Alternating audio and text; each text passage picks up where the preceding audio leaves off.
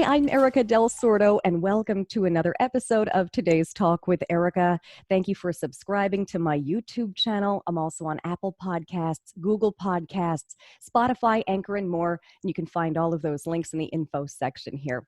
Now, today with me, Melinda DeSeta. She's a licensed psychotherapist and the founder of Insight Counseling Center in Miami, Florida. Her boutique private practice helps couples struggling in their relationships or individuals having trouble connecting with the right match. She's currently earning her PhD in clinical sexology, and right now her practice is fully Telemental Health. To her and her clients' surprise, it's been just as effective and personal as in-person sessions. Hi, Melinda. How are you? Hi, really excited to be here. Thank you so much for being with me. This is a first episode of something like this. I'm really excited because we've had so many different folks on the show talking about different things, and this is really one that maybe speaks to a lot of people, especially at a time like this. We have a pandemic. It's hard for people to get out and date. And that's what we're seeing, right? We're seeing a lot of people who single or quarantining alone. So we're seeing a big increase in people who are feeling lonely. Mm-hmm. And also the way of dating is currently, as we have to change with technology advances and as the world does our way, we have to change it. Yes, that's very true. So what advice are you offering up to people? Well, so what I'm seeing first in my practice is I'm seeing a lot of singles, so people who are looking to date, looking for a relationship and having troubles. So they're moving to the online dating apps as they have been before. As we know, that is the second most common way someone to date. First is friends, setting up friends.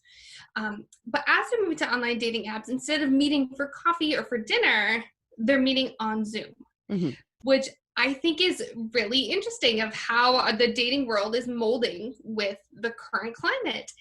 And I think there's a lot of pros to moving the first date to Zoom. And I'm seeing people actually dating more, having the ability to date more, meet different people. It's almost like a whole speed dating on the Zoom world. Uh-huh. That's true. That's so true.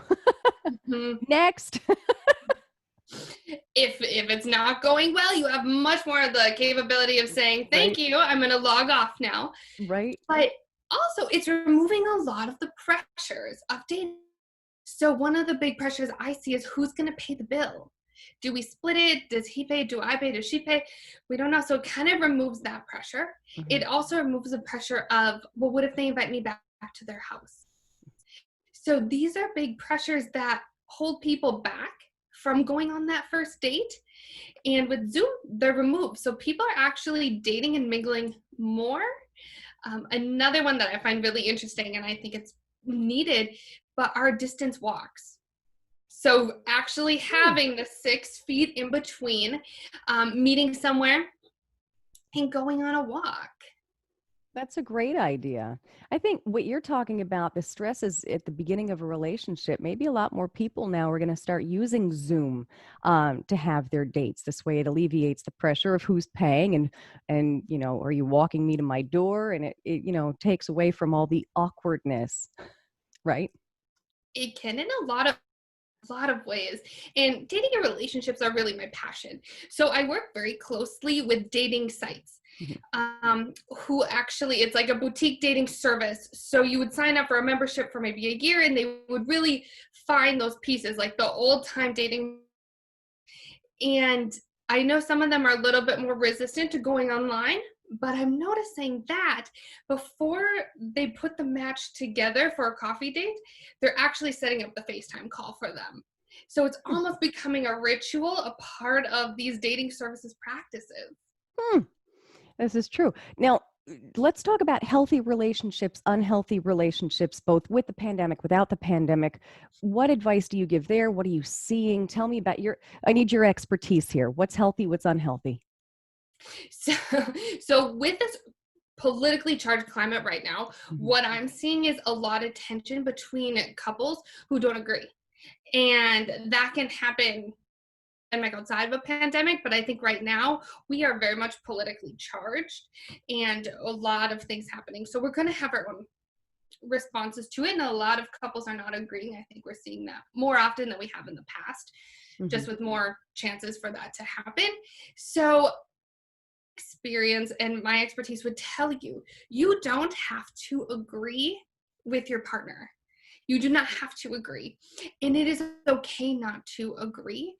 So what I would say, take it from here. If you don't agree, don't make the point of the conversation to try to agree. Don't try to make it that your partner comes to your side and begins to believe what you believe. Set that healthy boundary in both of you. Know that both of your beliefs and values are valid and they can exist and not always agree in a relationship. So changing the conversation to, I want to understand why you think this way. I don't agree with you. I have a total opposite and belief, but I do want to understand why you believe it. All of our backgrounds come into how we're interpreting, viewing, feeling about this current situation. Understand that. Understand why your partner or potential partner is having that reaction. This is true. Very true. Let's get into you're earning your PhD in clinical sexology, while keeping it, PG-13 at least. Talk to me about what that is. What's that going to do for your practice? Well, my intention to start the program, but at my practice in downtown Miami, I was noticing that a lot of people were coming to me wanting to increase the connection and the intimacy, and intimacy meaning emotional intimacy as well, with their partner, and having a lot of challenges doing that. And sitting across from them, I was feeling, I need more training and education to truly know the techniques and what's going on in your relationship that you are having challenges, like understanding the dynamic of a relationship. So I started this program to work with couples, helping them create emotional safety, helping them create vulnerability in the relationship, and them work towards physical and emotional intimacy. And I'm very excited, but my dissertation will be on couples who have a large age gap, like marital and relationship satisfaction in couples with age gaps. Okay. All right. It's funny. My fiance and I, we're 18 years apart. So, I don't know. That's not a whole lot to us. You know what I mean? But I love it. My husband and I, we're actually 18 years apart as well. Oh, that's too funny. Oh, we didn't even discuss that before. We have That's it. really funny. And the more couples I'm meeting with, I'm realizing how prevalent this is. And I'm noticing, yes, of course, there are challenges. And some challenges that maybe I thought would be a challenge are not existent. Yeah. So I would really like to dive in and learn more about the dynamics of couples with age. And I will be doing research. So give me in the next 6 months and I'll come back with what I found. Oh, yeah. And then we'll have you on here. This way we can talk more. Now, what is the age gap, though, in who's seeing you? Are you seeing people in their 20s? Are you seeing a lot of people in their 60s? Who's seeing you for this relationship advice? So I think my demographic is typically mid-30s, Okay. all the way up to like about 50. That's typically the age gap that I work with, the demographic. So people who are fairly new in their career and ready to settle down and looking for the one, who maybe had challenges in finding a nice match for them in the past. And then I also work with people who are coupled or married and maybe are coming into a stale place in the relationship and have had some past hurts and want to heal from them and rebuild that emotional connection. Well, I like that because I think everyone needs that. Of course, even these people who've been married for 60 years, at some point there's a lull. So I should have asked this earlier. How long have you been doing this? I have been doing this now 5 years in 5 years. private Okay. practice for 5 years. Okay. And it's always been in downtown Miami. I went to UM, fell in love with Miami. Now you can't get me out of it. That's So funny. I Where are had you my, originally from? I'm originally from Minnesota. Okay. And Oh. so I came to Miami because I loved the culture. So that's what drew me Culture down. shock. Right. But I think the culture shock was so informative. Wow, there really is a culture in Miami. Oh, yeah. And it impacts us in so many ways of feeling a societal pressure to dress a certain way, to have a certain body, to look a certain way, to earn a certain income, to flash here. And then also all those things come into our relationship life. They give us challenges in being vulnerable and being real with people. So one benefit of coming to Minnesota was it was a culture shock, but it was like an informative culture shock. And I loved studying what people were experiencing. I totally understand that too. This is true. Where are you? You said you're in downtown Miami, and of course, we'll have, I'll put up your links with your website, your address, and everything for people to check it out.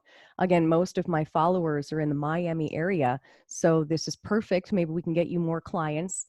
Maybe some of my followers are looking for a nice date this summer. Oh, And I always offer a complimentary consultation because I'm a okay. huge believer in you'll make the progress you're looking for if you find a therapist you're comfortable with. Well, you're very comfortable to talk to. Thank you. It's just very relaxed. It's very nice. What else would you like to add? What do you think people need to hear right now? I think right now what I'm seeing is people are getting into a relationship. We get really excited in the infatuation stage, which is fabulous and a really good feeling position. But sometimes we rush through the foundations of a relationship too quickly. So one of the things I love to posit to people, whether they're in a relationship or not, is to look at the stages of a relationship. So when we look at the first three stages that I've laid out, the first one is attraction. So the first sight that we see of somebody, right? If we're just meeting them for the first time, we're seeing them, we're placing thousands of judgments on this person based on what we think this person is. Judgments lead us to, am I going to go say hi or not? Right. So kind of the first stage. The second one is casual conversation. Hi, how are you? In the third stage, I like to call it the resume. What do you do? So these three stages very quickly, but what do? They're sending us information and messages of, I want to keep talking with this person. I feel safe enough to keep talking. And when I mean safe, I'm talking an emotional safety. This person isn't a jerk. This isn't going to tell me that's a horrible profession. So we're sending these of whether we want to go to the fourth session or the fourth stage, which I like to call the vulnerability door. And this is where we share our opinions and beliefs. And this is where the relationship takes a huge step in creating connection. So the first ones are sending us the messages about safety to go forward or not. And this one, I'm sharing my beliefs with you. Again, if it goes well and we feel safe, we move to then the fifth one, which is what I call the exposure. And it's really sharing our emotions, increasing the connection. The sixth one I call feelings forward. And it's huge because we share our faults, fears, and failures. And this is a really difficult place for people to get to sometimes, or people will bring this down to maybe the fourth stage of connection. But each stage is important because it needs to be there in order to build that strong foundation. We don't want to move too quickly through the stages. And then the last stage I like to call needs met. And that's just when a couple creates a dynamic that they're able to work together in fighting through life's challenges. All right. Well, I like those. Those are very helpful. What is, let's see, I guess what's the one relationship maybe that you've seen that's been the worst? What is the absolute worst for you that you've seen that you've just they're your worst client? I don't know how to, you know what I mean? And then what's the best? Yeah. When you say worst, I think of a few. Sometimes I hear a lot of emotional and verbal abuse, and I hear that sitting outside of the relationship. Sometimes Mhm. when you're in the relationship, you really don't hear You it. suppress it, And right? you suppress it, you rationalize it, you think, oh, I deserved that. So for me, those are like probably the most heartbreaking ones, and they're very easy for us to fall into. It's very easy for us to say something demeaning to our partner as well. So those ones are really hard because awareness is so far buried in our brain. The best, I'm a big believer that if you can get down your communication tactic, you can fight almost anything. Mm-hmm. So communication is one that I love, is really coming from I statements. I feel this way because, and when we always come from our opinion, our belief, our experience, it helps the other person not become defensive. Mm-hmm. So I felt very hurt when you did XYZ versus you hurt me. Right. They come across very differently to our partner. So if we can kind of get down the communication part and the active listening of the partner, and really both can do the same to each other, I think you can handle life's challenges. Well, that's good to know. I'm assuming someone who's been dating 4 months, 6 months, that would be too soon to jump into a marriage.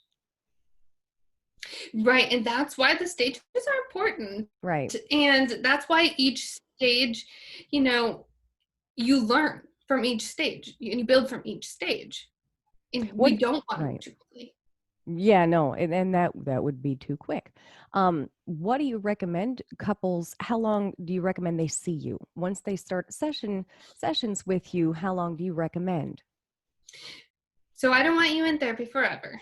And I try to give you, every time you come in, I want you to take home at least one, maybe two tools with you to practice, so that every session we're getting closer to your goal. So I have maybe couples that'll come in for 6 sessions.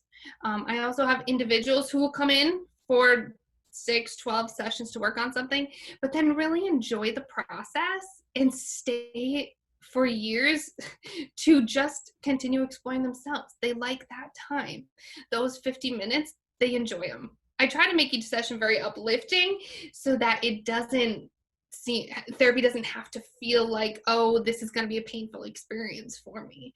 So I've been, like I said, I've been around for 5 years, and I still have some of my very first clients who come in every week or every other week to just, because you make it so comfortable for them. We did meet the goals, I will say. Well, that's good. But yeah, they're comfortable with you, and I can see where it would, help someone, if they keep falling into that same rut, then of course they want to still come see you and talk, and you make everything better. Thank you. You bring up a really good point of, it is really hard for us to break habitual habits. Even if we're aware of them, they're so stored in our limbic system, in the back of our brain, that they come out automatically. And sometimes we get so stuck in saying negative things in our head. I almost look at our brain as like a Yelp review. So maybe you have 100 5-star reviews, but if you have one that's negative, we really remember that negative one. That negative one has a lot of power. So our brain does the same thing. This is true. This is very true. Where can folks find you? What's your website? And we'll get that out there. And then again, I'll have all this in the info section, but let's tell people where they can find you. So you can find me at insight-miami.com. I do have a free mini ebook that you can look, that really highlights the foundations. It'll help you kind of work through your own relationship or a desired relationship. And also, I'm a big proponent right now for stress. I think with all the unknowns, we're really carrying a lot of stress in our muscles.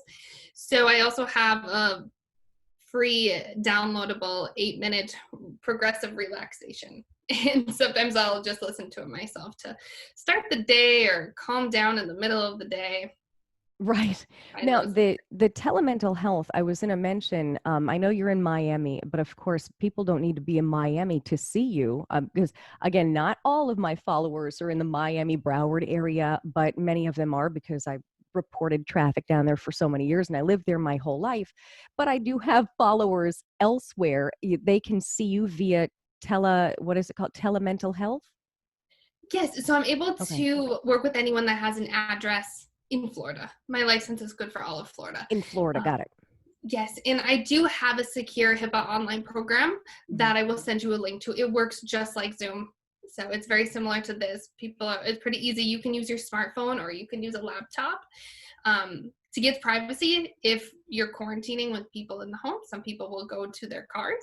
I've done many car sessions lately. Wherever you feel comfortable that people can't hear you and that you can feel free to say whatever you like. Okay. I like that a lot. I can't thank you enough for being with me. This is very enlightening for a lot of people, maybe who need to get through the dating scene through the pandemic and then over the summer. And so this was very nice. Thank you very much for being with me today. Thank you for having me.